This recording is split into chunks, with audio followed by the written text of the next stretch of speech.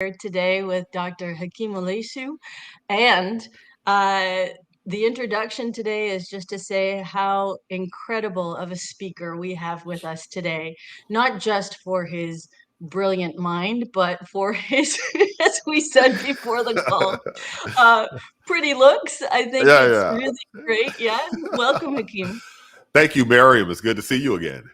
Likewise, Yeah. likewise. I'm very excited for this chat, and I Yes, wonder, yes, both of us have a real passion for the mysterious and the yes. unexpected. And so there's Yeah. no script today. We're just Lovely, gonna wing lovely, it. lovely. That's my favorite format. And so is that what you do with your courses as well? I'm just gonna jump in. Is that something that you embrace in your day-to-day as a scientist? I was gonna do an intro, but let's wing Yes, it go and move for it. that to Yeah, the yeah, later. yeah. Yeah. No, absolutely. So, even when I do a talk or a speech, I never script anything, right? I just basically have talking points in my head. And if I make a PowerPoint or something along those lines, it's just a single image. And basically they serve to let me know where I am in the story. Because I really feel like the connection between the people is more important than the information, right? If I don't connect, you're not going to hear the information I provide. So if I'm disconnected from you because there's a script between the two of us, then it's not the experience that I'm trying to deliver. You got it. And before we joined, Laurent was here from Yes. Web3, and we were just, riffing, as they say in music. How Yeah. do you see science and music? And I'm just jumping in Right. all over Yeah. the place, Right. partly because I have so many things I want to talk to you about. I'm Right. excited, Yeah. and I don't know where to start. So let's start with music. Yeah. Yeah. So I was a musician throughout my childhood and through into my early adulthood, right? And then, the life gets busy. You got to live indoors and eat and earn money. So I haven't been musically engaged this century as much as I was last century, right? Um, but I feel that both music and science sort of speak to a fundamental nature of our humanity, right? In the sense that the curiosity that I was born with is not something that I decided one day, hey, I want to be curious about the world. It just happened. And in the very same way, when I was a kid in high school, I had a little niece. She's now about to turn 40, which is mind blowing. But I was one of these little kids, hip hop and rap were new. And I was always like beating out little beats. And she'd be there as an infant, unable to walk, and she'd be bobbing to the beat, right? So that spoke to me that there is some primitive Mm, nature. There's something fundamental about how we interface with rhythm and sound. And it's also fundamental, this curiosity about nature. And I don't, my good friend, Dr. Stefan Alexander, wrote a book a few years ago with the title The Jazz of Physics, because he is a jazz musician. All right. He's a mhm, saxophone player. Now, what's clever about that is long before he did the jazz of physics, people were doing the physics of jazz, the physics of music. And that's a pretty dry subject, right? The jazz of physics is much more interesting and easier to get than the physics of jazz.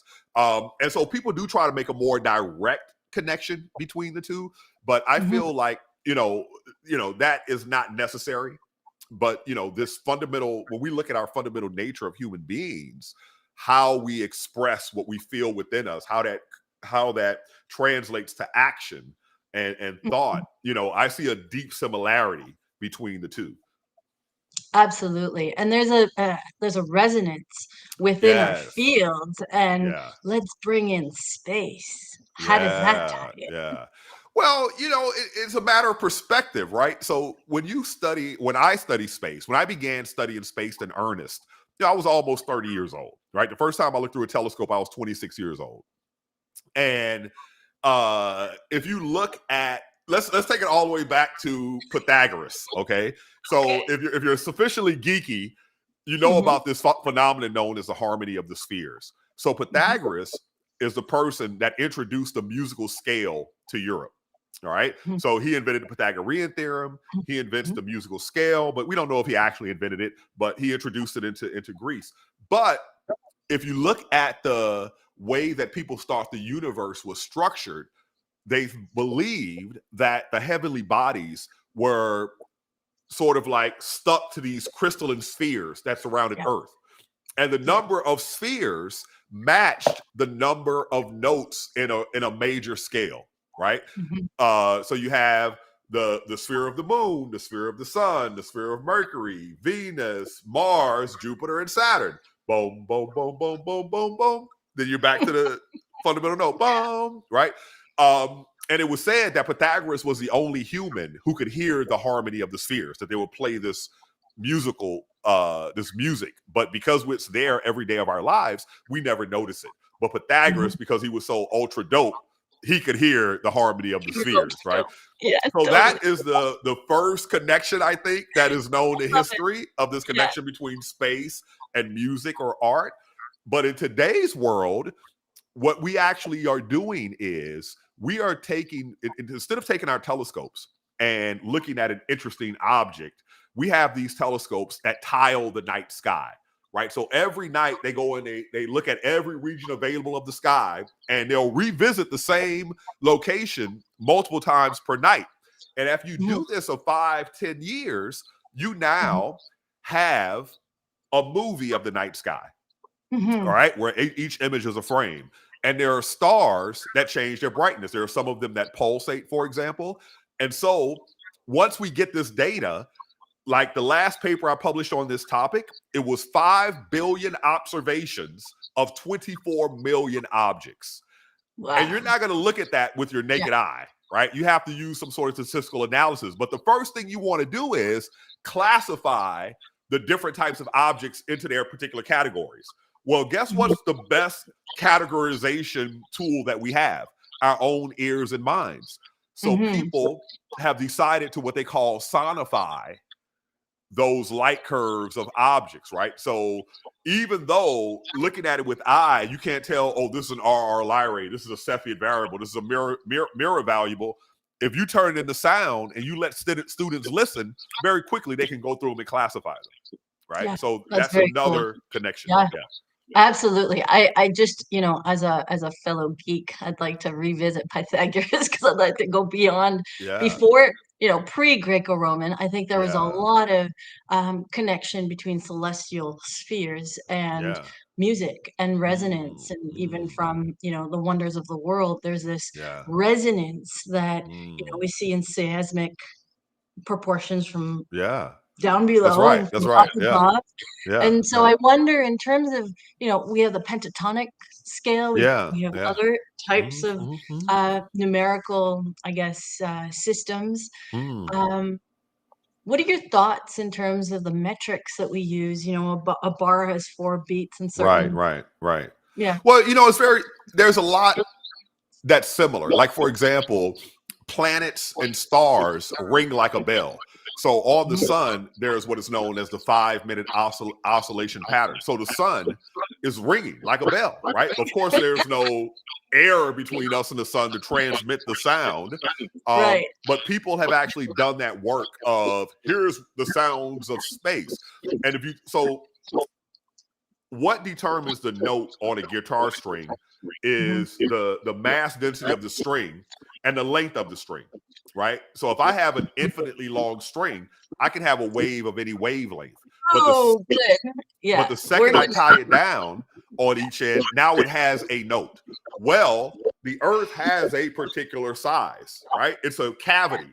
So only notes of a particular frequency can survive on that instrument that we call the planet Earth. So that seismic signal that you're listening to, right, is thinking about the earth itself as a musical instrument. Which is why I got so giddy because it brings us to string theory and Ah, superstring theory and yeah, M yeah. theory and these Right, right. strings that vibrate. And so, Ah, yeah, and I'll yeah, just, yeah. trail Well, off and let you take that over. stuff is really good ideas in math that hasn't been shown yet to be the actual nature of nature or the actual Mhm, nature of reality.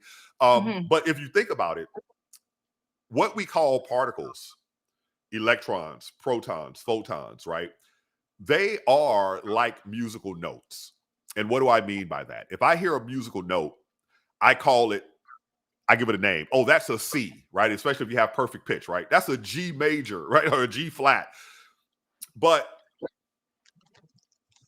the note itself is not a real thing. What's real is the vibrations in the air. What's real are the vibrations of the musical instrument that vibrated the air, right? And so it's the Mm, exact same way with electrons and protons and these things. They are not the real thing. They're like notes. So here's one way to see that. One of the things you learn very quickly when you're doing physics classes is there's no experiment you can do to tell one electron from another, one proton from another. They are all identical. Well, musical notes are that way too. A C is a C is a C is a C, right? So that tells you that that thing is not the fundamental thing. The fundamental thing is a thing that's vibrating. And so in the case of particles like electrons and protons, it is what we call quantum fields. So if you think of a three-dimensional string, right, and that quantum field has a particular resonance where it has energy in it, right? This packet of energy that is really, and when you look at the quantum mechanical description of these things, they're described like waves. So there's phrases like the Heisenberg uncertainty principle. It seems strange and spooky, but all waves obey that same principle in the sense of I can measure, I can localize the wave, but if I do, I lose information about the frequency, right? Because I'm looking at a small part of it, or I get the frequency really good, which means I listen to it for a long time, which makes me lose information about the exact location localizing the wave, right? So it's a trade-off one against the other. So fundamentally, everything is resonance. We are all like an orchestra, right? Because each particle that makes us up is a different note that's resonating in these quantum fields. absolutely. And, I find painting the same. It's a bit of an operatic symphony. And so you're composing these notes. What I wonder is when we look at, Flatland, you've heard of Yeah. Carl. Oh yeah. Yeah. Yeah. Yeah. So what you're describing here is the different perspectives. And when you lose information that you use this word obey. Mm, And I want to hone in on that. yeah. What is being obeyed? Quantum Mm, gravity, quantum mm, spin? Is it mm, the unknown? Is it dark matter, dark energy? And this yeah. ties in really nicely to your realms that we've spoken about in the Right. past. I'd love Yeah. to hear Yeah. a little bit more. Yeah. Yeah. So the realms that we're referring to is the fact that in the universe, size matters. Okay. And the nature of reality changes fundamentally based on what realm you're in. So the quantum realm and the cosmological realm are completely different from the realm in which we exist. So if you take the ideas that we have and apply them there, you can't explain what you observe. So you have Mhm. to really shift to understand how, you mentioned this symphony, right? Well, if you think about food, it's very similar. If you're a very good chef, your food is not a single note, it's not a single instrument, it's a symphony of textures Mhm. and taste. You Mhm. have the sweets and the salties and the Yes. bitters and the bagaong. So that's a Filipino joke for anybody who it's fermented shrimp Love paste. it. So the point is that the particles that make us up, the true nature of our reality, they're all Mhm. symphonies, and one builds on the other, right? So when you're looking at the quantum realm, the manifestations that you hear about of space-time, gravity, and all that, you can pretty much ignore it. It doesn't really exist at that level. If you look at the interaction of two electrons, you don't think of them as being gravitationally attracted or repulsed from each other, right? You Mhm. just think about their electrical interaction, right? And so just as we have different elements of Mhm. voices, we have different voices in an orchestra, right? That come together to make this sound that emerges as some great work of art. In the same way, everything that manifests around us is an orchestra of quantum fields that are Mhm. all imbued with energy and are Yeah. vibrating, and Yeah. each quantum field is like a different voice if you think about it that way, right? Mhm. The Yep. electron field, the quark fields, the Mhm. electromagnetic fields, each one is like a different voice in this orchestra that we call reality. It's like a cacophony of fields that Well, the cacophony, the noise right? Noise, the thing about noise is that it doesn't exist. It subtracts from itself. But where there is resonance, they add and you get reality coming out. And that reality Whoa. has an Yeah. emergent property. Like, for example, music has emotion in it. It is sound, but yet that sound is emotion emerges from that sound. And so when you're studying music, right, you're doing musical theory, you're like, oh yeah, dome, this minor note is sad. Boom, this major note is happy, right? Or this is bright. Yeah, so all of these things are, the same language of art is the same language of the universe.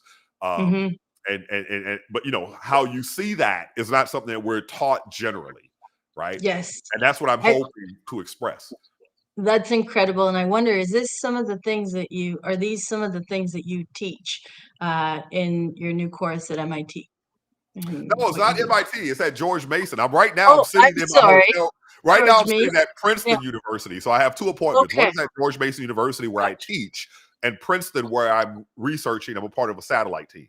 Okay. Right. And I work on the research component and the communications component. And so I do absolutely, if I'm trying to remember what I said, when I'm trying to communicate, the first thing I want to do is connect. And there are a Yes. lot of people that the second you write any mathematics, they're breaking the connection. I'm out of here, right? Time to go to sleep. So how do you reach people? You reach them where they are, and you reach them through anecdote and story, and which is another form of art.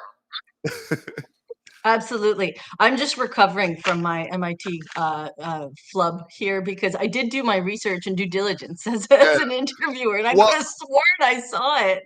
Well, what Did you give a happened is lecture? I gave the commencement speech I see. Okay, about 3 there weeks we go. ago That for I the could have sworn. College of Okay, all right. Science. Right. Yeah. I'm only slightly crazy then. All right. So Uh, in that in that commencement speech, it's and all I think relative. what you imbue in all of your interactions, and I watched your videos, I've read your book, and we've had a number of chats, is this sense of joy. There's an innate sense of joy, and there's an innate sense of humor and levity, and that I think is magnetic. And I think it's something that people resonate with at scale because we lack so much of it in what we're doing today. Yeah. Any thoughts about how we can, bring the joy back? Yeah, some people talk about bringing something else back. Let's bring Yeah. joy back.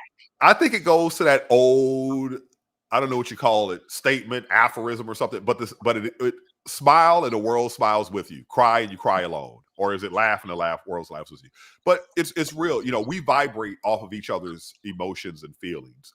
And if I'm excited about something, other people get excited about it. And I'm excited. I'm like this is like amazing to me. It's incredible. The universe inspires itself, and so a lot of times I tell you what's really interesting. So there's a lot of talk about diversity and these sort of things, right? And they're like, oh, people need to see themselves. And the way I see it is, like, I know a lot of African-American astrophysicists and physicists. And for the most part, the person that inspired us to it, like for me, it was Albert Einstein, was completely different from ourselves. For some people, it might be Isaac Newton. For some people, it might be Galileo.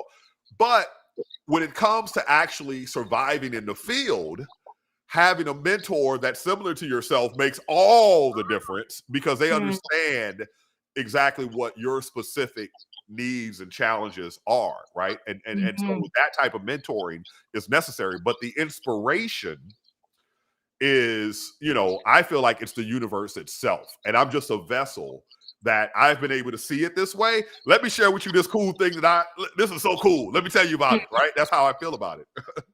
That's beautiful. And I won't make another flub, but I'll ask you about the Black Physicists Society. I think you have a role there. Right. Yes. So I'm the president of the National Society of Black Physicists. That's right. And to my surprise, I've been in the news a lot lately, since December. Whenever that's mentioned, there's a lot of people in the comments are like, what the hell is wrong with America? The National Society, and they change the word of to for Black physicists. Why do they need that? And then someone else goes and says, well, if you look, there's also a National Society of Hispanic Physicists. There's women in physics. And they're like, why do Americans do that? Divide themselves into these groups. And the answer is because at a time it was necessary, right? It Mhm. was necessary. Mhm. It's not an exclusionary organization. It's an Mhm. organization that's meant to help people. Because here's the thing that I think that people uh is a hidden reality. When you look at professions, especially a lot of those that sort of have an elitism about it, Mhm. there is a generational component. When I got to my research group at Stanford University as a graduate student, three of the guys in my research group, their fathers were PhD physicists. Not Mhm. average PhD physicists, but high accomplishing PhD physicists. My father, by contrast, dropped out of school when he was 9 years old, right? Mhm. So in my mind, they cheated. you know, and so what does that mean? That means that if you're going to compete, if I'm going to compete with these people, I need people who are going to say, "Hey, man, let me help you out Mhm. a little bit." So one of those guys for me was Craig DeForest. His ancestor was Lee DeForest, right? Lee DeForest was the inventor, I think, of the Vidicon tube, which was a vacuum tubes that led to transistors, right? So Craig kind of took me under his physics wing in graduate school, and another one was this guy David Santiago, who's now the head of quantum computing at Berkeley. And Mhm. David, he got it because there was a physicist from the Ivy League who decided that instead of going the normal physics route, because he liked to fish and he liked rum, he was going to go to Puerto Rico. And, so he could live the life he wanted to live. And he Mhm. meets this young guy who's so good at mathematics. He's like, dude, you are so good at this, but you will never be competitive with the education you're getting here. So let me take you under my wing and I will teach you how to do physics at the top level. And when this dude Mhm. showed up for graduate school, he wasn't from Princeton, Stanford, Yale, Harvard, Cambridge, Oxford, Landau Institute, and in these places. He was from the University of Puerto Rico. But we all Mhm. recognize that he was the best among us because Yeah. he had that pedigree of being trained by someone who was already highly trained at it, Mm. right? It's like having, it's funny because Michael Jordan's son wasn't so successful at basketball. But if you look at NBA today, a lot of the top players, their fathers were professional basketball players, right? Kobe Bryant, Steph Curry. There's groups of brothers in the Mhm. NBA. Mhm. I forgot what the original question was. Oh, the National Society of Black Physicists. So if you look at the African American population, the Yeah. first African American astronomers, one of whom was my PhD advisor, right? We're talking like the 1960s, right? That's not, Mhm. and so you basically are looking at a population of people for whom there are no internal mentors. So when you get recognized as being talented and you start off in the field, you're not on an equal footing with everyone else. You're intellectually equal, but you're not knowledge equal. You're not trained equal. So you need this sort of like assistance that could help you to achieve your true optimal uh Potential. outcome and potential. Yeah. And Yeah. the thing about that is that it continues as you get older, So I'm Mhm. always partnering, like here at Princeton is Dave McCamus, right? When I was doing the stuff with the light Yeah. curves, it's Jelko Ivezic, right? When I'm doing detectors, it's Armin Karcher and Michael Levy and Natalie Yeah. Rowe, right? None of these people are black people. You know what I mean? They don't, but there are people that took me under their wing because they recognize, dude, you have the potential. Now we got to give you that deep training and that Mhm. that we have, because the thing about the stuff that we do, you really learn it from doing it over and over and over and over and over again. Nobody with a bachelor's degree in physics is even close to being a physicist, right? When you graduate with your PhD in physics, for the next 7 years, you're considered a junior physicist. So, given the fact that people get their PhDs at 30, you're like 40 before you consider regular. Okay, so it's very subtle, it's very deep, and no one does it alone. And so if Mhm. you have been alone all your life, chances are, you know, having an affinity group to Of help you course. and Yeah. and Absolutely. understand you exactly what you need is very valuable. Absolutely. And I've been thinking, you're often interviewed in the media Yeah. as a beacon of inspiration. And I Mhm. think with that comes grave responsibility and a little bit of pressure, I would imagine, in Yeah. terms of, there's a whole generation of young people, every age, looking up, and I wonder what that experience is like. I think you've spoken at depth about your uh, Right. Right. origin story, and Yeah. I wonder how you envision your future story. Yeah. So, the origin story ends at the turn of the century. Then there's a story of what's happened since then. And one of the things Mhm. that happened is I started working in Africa. And the guy who got me engaged, his name is Kevin Hand. He was a graduate student at the time. Now he's at Jet Propulsion Laboratory and he's a senior scientist, right? He works on planetary science and he's involved with the Europa lander mission somehow. Mhm. But anyway, um, the organization that him and a guy named Will Marshall founded was called Cosmos Education. And Mhm. it had as its motto engage, inspire, empower. So my interviews, me showing up to speak, these were all engagements. And I inspire in these engagements. But where I am of service to people is not just the inspiration, but the empowerment, Mhm. right? And so I feel like that type of education that you need. I'm getting a lot of feedback from somewhere. Is it possible to turn down somebody's microphone somewhere or speaker somewhere? It's kind of disrupting my thought. Okay, I'm good. So, how do I do the empower part? So, if you look in America, we have been promoting STEM fields, science, technology, engineering, and math, really a quarter of a century. But yet, only 18% of our college graduates are in STEM fields. And if you break that down to the really hard science ones like physics, that's a tiny, tiny fraction of every university. Nobody is doing this stuff, right? Nobody's interested. It doesn't matter what background you're from. It's it's a tiny group. When people go to college, they ask themselves three questions: What do I enjoy? What can I make money doing? And what has the least amount of mathematics, right? And that mathematics barrier is the sticking point, right? We are all convinced that we can't do it. And we're really, um, it's a disinformation in our education system that introduces that to us because we're all made to think that math is about numbers. And then you get to be like 14, 15, and they start giving you things like E equals MC square. And you're like, hey, where'd all the numbers go? you know, F equals MA, and it gets way more complicated. Those are the simplest ones. So, what I see in the future is how can I continue to inspire and empower? And one of the things is a formal. I'm looking for partners to I've kind of cracked the math code in terms of how do you take a person. We're all taught traditional math, but I think that we have to be taught a fundamental foundation of STEM math that we don't have. And so I've tested these techniques over the last 20 years. And so using my techniques, I'm going to make the bold claim that the average 11-year-old can be as mathematically sophisticated routinely as a college level STEM major at the end of their sophomore year.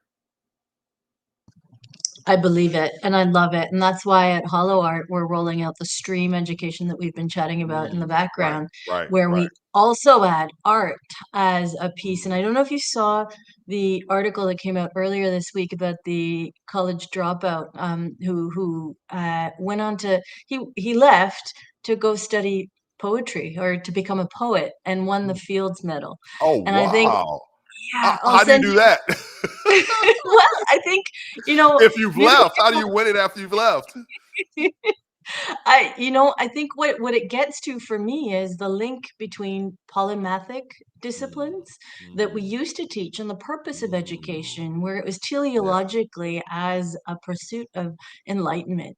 Whereas yeah, now what we're doing is, vocational yeah, factory exactly. of, Yeah, what's yeah, your yeah. pedigree? Right, And where right. will you end up, and Yeah, what corporate ladder will you engage in? And I think that's right. part of breaking that mold, the disruption in Yeah, education, is related to the yeah. democratization of information, which I Right. think is what you're engaging in, and Exactly. also Yeah. Hollow Art. Mhm. And also, I think re-engaging young people in the wonders and the mysteries. It's so wonderful beyond the screen, you know. Right. Yeah. Yeah. There's a It whole is. world out there. Believe it or not, right? Yeah. And It's I almost wonder, like the real world has become the virtual world, and the virtual world is the right? real world. Yeah. Have you seen those VR glasses that are the latest tech? It's like Not the they're la- just, I have Oculus, not the new one that Apple has come out with. I've not seen I that was yet. gonna make a little joke Yeah. because I know you're into stand-up comedy. This wasn't Yeah. quite as funny, but it was like, these glasses that are like, you know, look at look, this is VR. Right. This is Oh, you real. mean not the Oculus systems, but it just I'm looks not like talking. glasses. Well, it was just they have these VR glasses and Oh they wow. have nothing in them, and they tell Yeah. you to go out into nature and you'll see things. Oh yeah. Yeah, you know. I know. Yeah. But I So had the most amazing childhood in that way because, mm, because of the background that you were speaking about. My mom wanted me to be safe. And so at the age of 14, she moved me into the deep woods of Mississippi. And, there was no TV, right? Internet did not yet exist. So you actually went outdoors and interacted with nature. And I'm telling you, man, being like a 12-year-old kid I kind of went left, and then went there full time. So I showed Mississippi at 9, showed Mississippi at 11, and then was permanent from the age of 13. But, I would spend my days like attempting to dam the creek behind the house, right? Swinging on vines, or following the creek down its path. And, it was a time where, your parents are like, get out the house, bye, get out of here. And they don't see you again until nighttime. And in the meantime, you're out doing who knows whatever. But it was exploration and it was interaction with the actual real world of nature. absolutely. And there was another thing going around recently about the different parenting cultures. Oh, And yeah. so the coddling and the over sheltering, and Yeah. there's different Yeah. philosophies, different Right. practices. I think what we're seeing, you and I both agree on this, is a need for us to re-engage with children Mm, and the sciences and math, yeah. as you say, with a sense of Yeah. fun and wonder. And you had Bill Nye, the Science Guy, Yeah. write a little piece about your book. You're currently Yeah. involved with your children's education, Yeah. Yeah. and you just, I mean, what might you share with people listening today in terms of bringing fun back into the equation? So E equals MC squared, um, to the power of, Yeah. Yeah. better not say anything in You know, front of there, you. the thing about Power of fun. education is that I feel like education needs to be customized for the individual, and that's one of the difficulties. If you're in some city with a high population density, you're going to get a bunch of kids and they're going to be coming from various perspectives, various backgrounds. And what matters a lot is what's happening in your own house, what the conversation is. So, like I say, when you mentioned that I'm engaged with my son, he just graduated high school a couple of weeks back, and I homeschooled him up to the age of 10. Right. And so when he gets to middle school, he comes home and he says to me one day, Dad, in math class at school, I feel like a god among peasants. And I was like, see, that's your problem. That's hubris. You can't, you're well educated now, but you got to continue to work hard. Or else they're going to catch you. Right. Um, but the point of it is that because of my own education, I had a particular knowledge that I could bestow on him. So the irony is, my mother said to me one day when he was very young, right, 4 or 5 or something, she goes, I think he's smarter than you are. And I said to her, no the hell he ain't. His dad got a PhD in physics. My mom and dad, neither one of y'all graduated high school. The conversation in the home education that you're getting varies based on what the parents know, right? And so, of course, parents are going to teach their kids what they know so they can survive. But in the world where I'm from, like I show up at Stanford University, I'm way undereducated than everybody else in, say, mathematics, higher level mathematics. But I bet I'm the best at skinning a squirrel. I know how to process an armadillo better than anyone else up in here. I know how to plant the different crops and what it takes. It's just a different knowledge for survival. And the other thing is I was in a tough world. So I knew how to be tough and deal with tough people, right? And whereas they were kind of soft. Okay. So you know, the thing is that the world that we've evolved into, and that's the thing about human society, is that it's an evolving system. The technology changes, morality changes, the population density changes. So what is the formula for you being the best human being in total, as well as being able to survive and thrive in the environment that you're in, but also having the flexibility that you know how to learn, you know how to pick up what you need to pick up, so that when things change in the future, you can change with them and adapt to them, right? That's the challenge. Absolutely. Yeah, and I wanted to echo that sentiment by saying that, you know, what we've done is essentially designed a society where we're taking away independence in some Mm, ways from younger generations. And yeah. I speak about this often because I love the book A Woman Always Makes a Plan by Mae Musk. And she Mm, talks about sending Elon to, you know, from South Africa to Toronto on his own at 12. mm, mm. And that would be absurd for somebody, a mother potentially today. Right. And then you Yeah. think about the Yeah. children in Japan who are, Yeah. you know, socialized to go and run errands at a young age. Right. We don't do that anymore. And you see this No. mass exodus of people leaving, Yeah. and we've chatted about this, Yeah. you know, urban centers because of the Right. safety. So it becomes a larger, it's a Mhm. complex adaptive system. It's a Yeah. larger complex Right. question. Yeah. And we look up to the stars with amazement. We look down to our families with love and Yeah. potential other sentiments. And, you know, Yeah. I Love and wonder, annoyance. wonder annoyance, absolutely. Um, what would be, you know, I am gonna butcher his name, Archimedes is what I like Yeah. to say. Yeah. Yeah. Sorry, but Yeah. that lever of, like, Right. what would be the lever that you, based on your vantage point of Right. having worked and, you know, um, orbited all of these different, Right. systems, Yeah. what would you say would help not just, you know, um one child, and I love what you said about customization. I wonder if, you Yeah. know, AI could help. That's a Right. footnote. Yeah. What Yeah. would be the lever to help shift the conversation at scale so that we Mm, can start looking at mm, stream education, mm, art and science, mm, math and technology, engineering, imagination. The cultivation of imagination is directly linked to innovation. mm. So let It's a me ask you win-win. this. So I'm familiar with STEM and STEAM. What's Yeah. the R in stream?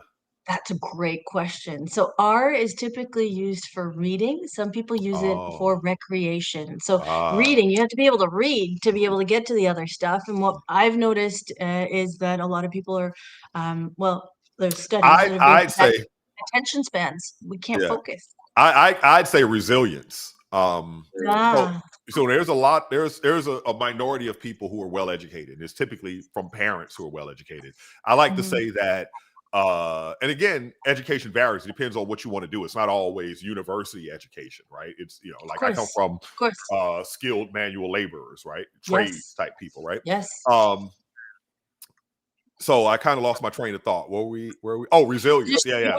So resilience and when stream and you what the when you lever would be. when you are going into an area where you say, okay, I recognize the opportunity, like for example, you're from an undereducated, impoverished group of people, and you're like, oh, education is the key to get me out of this. You're going to Mhm. encounter tough times, right? Mhm. There's going to be perhaps a social rejection you might have to deal with, right? Because people like to hierarchy themselves, and whatever we can find, we're going to use that to elevate ourselves amongst the next person, right? So if you're a woman, they'll say something womanish. If you're a minority of racial or ethnically, they'll go there, right? So don't be so freaking soft. Like, you know, I like to you know, if what is standing in between me being where I am and reaching my goal is people saying mean things to me, that's very different than people punching me in the face or people stabbing me with spears or taking me out back and putting me in a cage, right? It's like Chris Rock, who I like to call my, you know, Chris Rock the comedian. I like to refer to him as my favorite American philosopher. You know, he had this set where he was talking about how, you know, black men in New York complain about how they can't get a cab, right? He was like, dude, back in the day, your ass would have been the cab. A white man just jump on your back, like, let's go, right? You know, so, you know, so it's levels to it. You know what I mean? And so what I'm seeing right now is there's a lot of grievance. A lot of people have voices that didn't have voices before. and there's a lot of grievance that people are expressing. But because I'm in this academic environment, I actually see people quitting, right, and leaving their path because of the culture, and like, you have to deal with your own mind. But if you're serious about this goal, I mean, think about what humans had to go through to get places, right? Oh, I want to make it to the top of Mount Everest. I got to I want to make it to the South Pole. You know, you got to deal with things that's way more difficult than people saying mean things to you, and so I see a lot of, I feel like we're doing a lot of, it's true. In order for something to thrive, the better the environment for them to thrive, better. It's better if people are not being mean to you. But I'm not so convinced about that, because that does make you tougher and harder. But, but at the same time, you have a responsibility to be resilient. So I don't see a lot of building resilience training going into the training manifestation. Fair. I like that. At the same time, I'm going to challenge you a little bit on it before Yeah. we move back to space, because I'm Yeah. itching to get All back right. All there right. Let's too. do it. Let's do it. Yeah. The piece around resilience. So part Yeah. of what I find really fatiguing is Mm. resilience, resilience, resilience. Yeah. There's a Yeah. point Yeah. where resilience is enough, you know. Yeah. There's a goal and Well, if there's you system. being fatigued, Miriam, stop being so damn soft and still take care of business, even though you fatigued, right? Oh, I just got schooled. All right, all right. And I wore my leather jacket just to give off All that, right. like, anyway. All right. So back to space. Let me go on mute for a second. Let me absorb that. Okay. All right. I'm sorry. I'm sorry. No, no, it's Listen, okay. I you needed know to how hear many that, times but I've been punched in the face? You know how many times I've been at gunpoint? You know how much meanness I've oh, experienced? I know, I know, I Keep it know. moving. Your book is gripping. I can't wait for Yeah. the second one. What I'm talking about though is what I find fatiguing is having resilience be a cop out. You're just not Mm, hard enough. yeah. Resilient. It's not just that, because that puts You're the right. onus on the individual versus the But they do collective. have an onus on them. Look, you are the architect of your story. You are writing your story. If nobody's paving the way Oh, for you, fucking get a hammer, break up some rocks, and pave your own way. Right? Like, I'm gonna have to put a kid control on this video now, Hakeem. I put it oh as my kid God, friendly. did I say a That's bad word? okay. That's okay. You No, no, said no, duck, no. didn't you? You said Duck. duck. Yeah, yeah. I said Yeah. duck.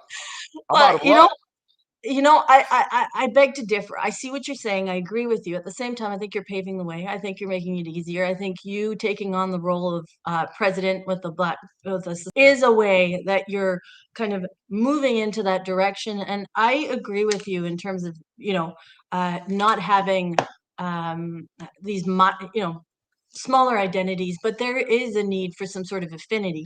yeah, And I think part of what we're talking about is scientific. So if we yeah. bring biomimicry back into it and we Mm. bring, um, I don't even want to talk about science and technical terms with you because I know you'll put me in my place, but you've got these No, like, I'll you've just got tease you.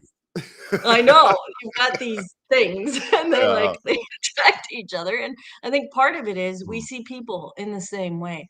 And so part of our architecture, the design of the schools, the gated communities, the governance systems that we yeah, have, if we're able to create more of a Renaissance-esque Florentine square where you have people of different, backgrounds, yeah. of different, perspectives who can come in and engage instead of the polarity that we're Right. seeing in the Yeah, world today. yeah. That's Right. where I see the opportunity for that Mm. lever and that catalyst for people to be able to, come up with a new substance.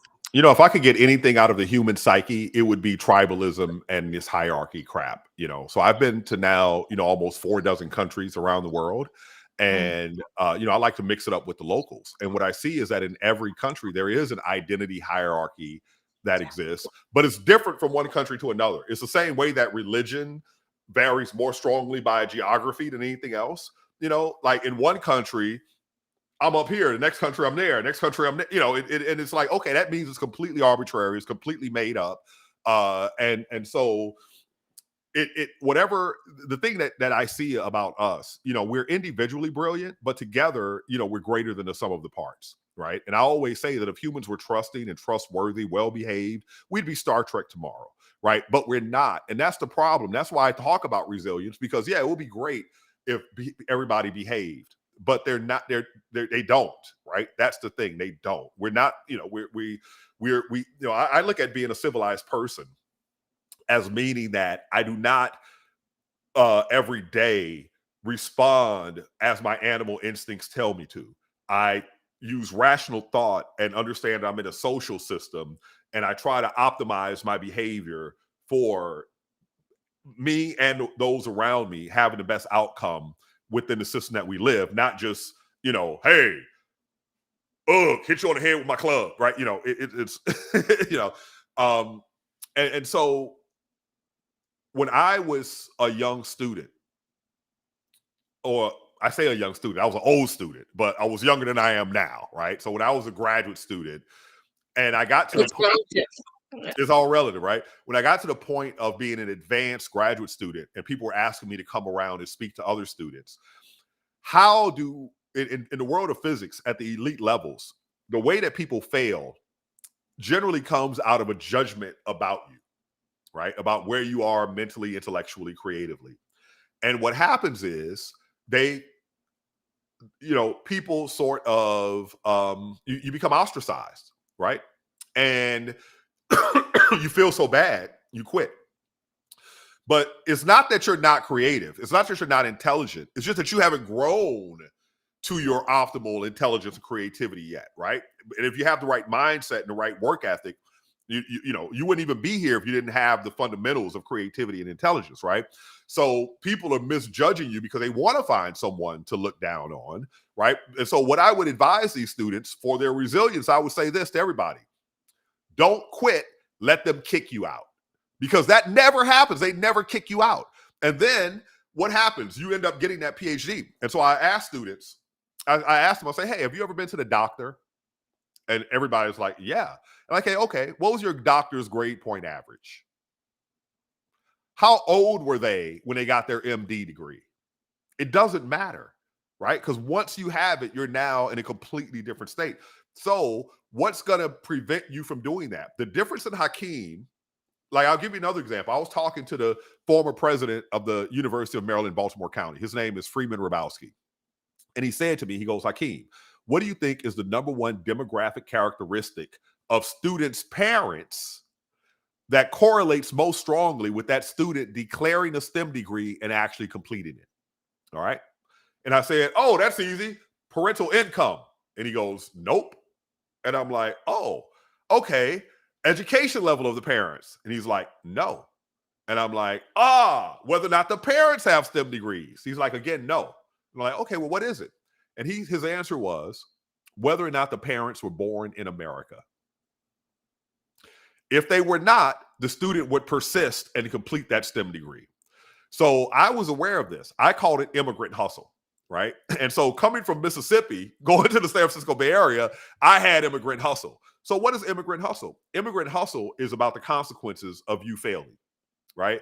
I was, a year before I stood up on Stanford's campus, I was face down on the ground with police in a drug bust, right? This is like literally a year to the date before I'm there, okay?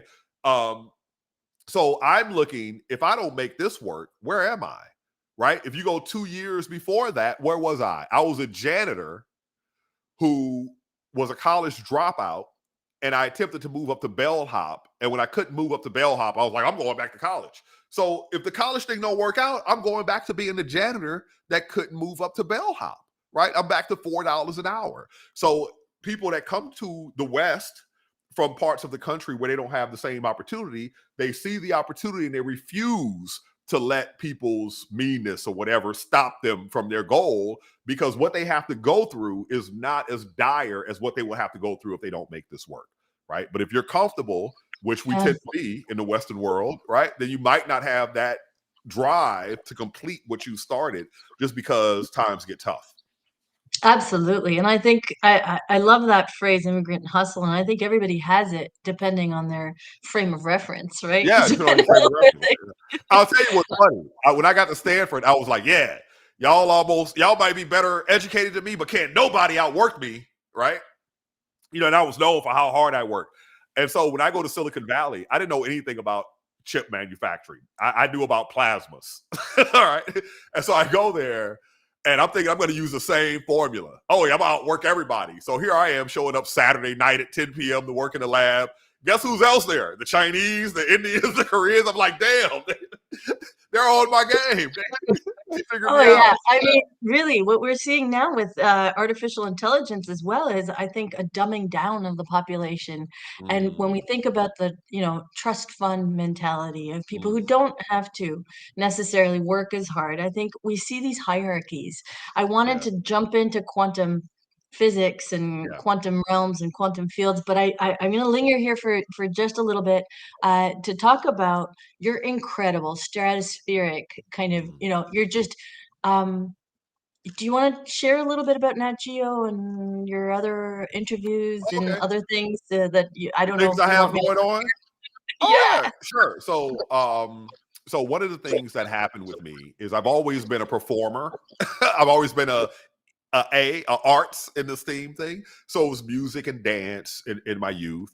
And at the end of the 90s, I started getting into acting. In particular, I started doing voice acting. And then, shortly thereafter, I became sort of people noticed that when I explained science stuff, it was kind of entertaining. And it wasn't anything on purpose. It's just that, if I'm trying to get something across, what the way I go about it is, I want to make it visual for you. So I act things out, but it's not, it's just sort of an innate way of going about it, right? And then I get serious about it and I take acting classes, right? And I take voice acting classes. And so ultimately I get a call to be a science advisor to Discovery. And they're like, yo, we should put you on TV. And it sort of like takes off for me in that way. And so now I do as much media stuff as anything in education and science, right? Entertainment stuff. So um so I've been, PBS, National Geographic, Discovery, Netflix. I do a lot of newscasting. So coming projects, uh there is a Roddenberry Entertainment who created Star Trek. They have partnered with online platform called I can't talk about that yet. Never mind. We're launching it at Comic-Con at the end of July, but it's a new podcast. So there's a corporate thing that's going on, and it's being announced at Comic-Con at the end of July, July 20th. And the first project under this is a podcast with me and an amazing woman named Tamara Krinsky. She's sort of like the pop culture expert. I'm the science expert. And so what we will do is we basically discuss technologies that exist in science fiction franchises, right? Like take, for example, Men in Black. They have a little thing called a neuralizer, right? So the question is, could that really work in the real world? And I discussed the technology of it, and the brain science and this sort Love of it, thing. love it, love Yeah. it. That's going to be Um, gripping. yes, and then in November, I'm taping a new series for Nat Geo with a major comedian who I'm not going to name, and it's basically taking that comedian on a journey of self-discovery through the universe and their interaction with the universe is what I'm going to be doing. Yeah. Um, and then of course I'm always on How the Universe Works, which is on Discovery and I think for some reason it's on Paramount Plus. And on Netflix you can find me on Bacon Impossible. Excuse me. Then there's other projects. I got a new book I'm completing right now. Um, that I'm not going to get into the title, but it's a pretty cool science book. I got it half written, and when I say half written, I don't mean in Can't draft wait. form. I mean in Yeah. clean Hmm. finished form. And so the next, I hope to get that done by the end of the summer, and submit it sometime in August. Yeah, and That's awesome. I absolutely love your energy and what oh, you and I share have a with us. movie deal for the. I Yeah, have a I was movie waiting. deal, yeah, Yeah. for the memoir. So it's the second movie deal for the same book. So the first movie deal was in collaboration with Working Title, which is a movie production company that makes a lot of the movies that you know. And Chadwick Boseman, the late Chadwick Boseman, had a production company, and we got a deal from a major studio. But after he passed, the studio decided that, without Chad, they didn't want to move forward with that deal. So we went back out, and now the deal is, again, two production companies. One of them is Oprah and Harpo Productions, and the other is Tribeca, which is De Niro's company. Mm. So the first option ended in April, and they re-signed the option, which is a really good sign, just this past April. So that's in the works as well. That's very exciting, and we're excited to collaborate with you on some exciting projects. On exciting, so many synonyms, adjectives. Yeah. I think there's one person who gets me spinning, and that's when I engage with you, because there's just so much to talk about, from jazz Yeah. to space to pop culture. I love it, and I'd like to link it to Yeah. two things. One is, at some point we said we're going to do some music jam stand-up Mm. comedy piece, and it's going to Yeah. be invite only, Yeah. and no holds barred, so you can That's say right. whatever you So I could like. be myself. That's right. And that's, I think, what we need to be able to let loose a little bit Yeah. in terms of rediscovering what it is to be uncensored Yeah. humans. Right. Right. Um, and the other one is, which you talked about hierarchies. I'd Yeah. like to talk about hierarchies in the quantum field, because Mm. some of the explorations at the edges of the cosmos, which is how I Mm. tease this talk, and I feel remiss, I would be remiss if I don't talk a little bit about space. Is, Yeah. you know, Yeah. when we're looking at the topologies and taxonomies, and we had the pleasure of having Dr. Matthew Greenhouse launch Mm. Holo with a talk about Oh, James nice. Webb, and we didn't even talk Yeah. about your work with James Webb. So, Right. Right. I mean, we can go a little bit over if you're okay. I've Yeah. gotten the okay from Web3, and I'd Okay. love All to right. hear But two James. 2:15, I got to be out. I got 10 That's minutes what left. we had. All Yeah, right. Yeah. exactly. Yeah. Then All right. the floor is yours. So what do you Whatever. want? What do you? I didn't hear the question. What was it? It was open-ended. It was for you to take Mm. off wherever you want to go. I think one is, you worked really hard on uh, James Webb, Right. that Right. that whole controversy. We don't have to go Right. into it, because Right. that Right. that'll take us down a tangent. I just want to Yeah. Yeah. acknowledge the Yeah. work that you've done, and Right. say, how resilient it was Yeah. of you Yeah. to Yeah. push through and get that through. And Hey, bravo. well, listen, bullies will, they got the wrong one when they try to bully me. They'll figure out that triggers me to push back even harder.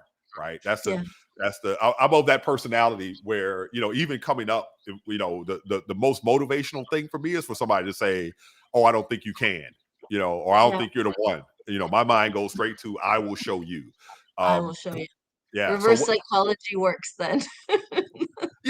That's the thing. Once I became a mentor myself, I realized Yeah, that not everybody thought the way I do. Some people need encouragement. Some people need a kick in the butt. And the trick is to figure out which is which, right? How do I share could it at the discourage same. you, or Yeah, I could, yeah. sure. Uh, but So, accountability has to be there. absolutely. And I think our viewers can take a look at your work on James Webb, because it's just so exhaustive, and we're limited on Yeah, time. yeah, Would we yeah, maybe be able to end with some of your thoughts about the edges of our universe and our cosmos? Are we expanding? Are we contracting? How yeah, does, yeah, dark matter, dark energy factor in? What do we not know, and how much can we hope to learn? And what drives you? I mean, that was like yeah. 100 questions Well, in you know one. what? So I have always felt somewhat like an outsider in the world of physics, and because of that, I can address certain questions without concern for what other people are going to think about me. Because I'm always like, yeah, think negative of me anyway. What the hell? I'll just do whatever I want to do, right? Um, and so I feel like we've reached a point where, and this is basically where my new book is going, where there are certain questions and certain thoughts that we just avoided as physicists because they didn't seem like very physical questions. So let's leave that to the mystics. Let's leave that to the to people of faith and philosophers, right? But I think we're at a point now where we can start to, we know enough about the physical world that we can address these questions from the physical perspective. Big questions like, why does our universe exist, right? Is there some bigger purpose? What is the overall, if you look at the laws of physics, some of them look like the universe is attempting to fulfill a purpose. Like, for example, I give you two. the motion of light and the motion of matter.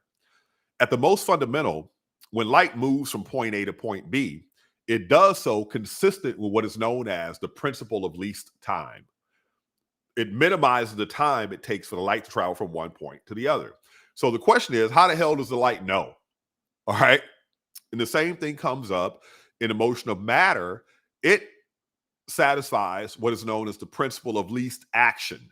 So action is this physical quantity that has units of energy times time. All right. But the question is, how does the matter know which path between these 2 points is the one that minimizes the action? So you have someone like Richard Feynman who comes up with what we call the path integral formulation for quantum mechanics. And it's basically like, oh, well, basically what happens is the matter actually takes every possible path between the 2 points. All right. And each path has a probability assigned to it.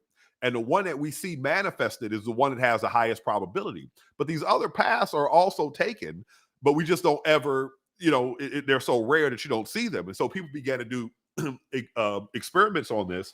And in the early 90s, in the 90s, people began to see these effects where, wow, this weird path of small probability, we observed it happening, right? It's not just the standard path that you get out. So there are these deeper levels to the universe that are, not so obvious. If things move to fulfill a purpose, to minimize energy, to minimize or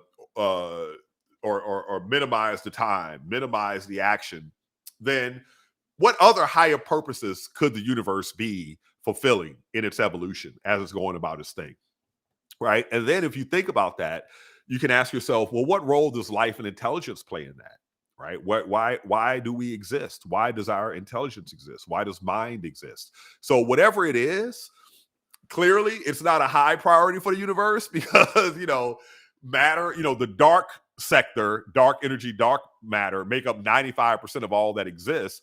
Then you have the 5% that is normal matter. And what percentage of that ends up in life? It's like the residue of the residue of the residue, right? Planets are the residue that's left over after star formation. And then life is like this slime on this one planet out of the 39 or so gravitationally rounded bodies in our solar system, right? So, we can think these thoughts, but they don't seem to lead to the purpose of the universe to create us, right? It doesn't seem to be, but yet here we are, and we're clearly special. So what is our purpose?